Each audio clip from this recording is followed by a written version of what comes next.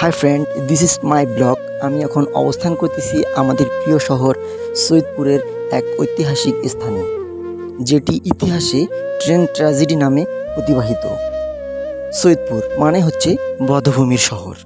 1971 সালের 13 জুন আমাদের Saidpur railway station থেকে এক ঐতিহাসিক ট্রেন ছেড়ে দেয় পাক বাহিনীরা।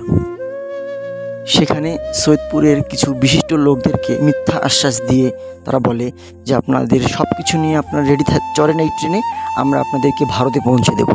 কিন্তু তারা সৈয়দপুর স্টেশন থেকে কিছু দূর এগিয়ে কয়াগুলহাট কবরস্থানের পাশে ট্রেনটি থামিয়ে প্রায় 448 জনকে কুপিয়ে হত্যা করে, তাদেরকে নির্মমভাবে হত্যা করে।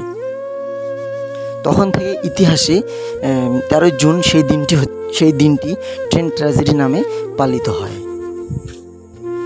এখন বর্তমানে আমাদের এই সৈয়দপুর শহর সেই স্থানটি কয়াগুলহাট বধ্যভূমি নামে অতিবাহিত। আজকে 12 জুন রোজ বৃহস্পতিবার, কাল হচ্ছে 13 জুন মানে ট্রেন ট্র্যাজেডি দিবস। এই উপলক্ষে আমরা আজকে এখানে এসেছি পরিষ্কার পরিচ্ছন্ন করার জন্য। কালকে আমাদের এখানে শহীদদের স্মরণে অনুষ্ঠান হবে, গীতা পাঠ হবে, পুজো হবে, মোমবাতি প্রজ্বলন হবে। তাই আমরা এখানে এসেছি পরিষ্কার করার জন্য।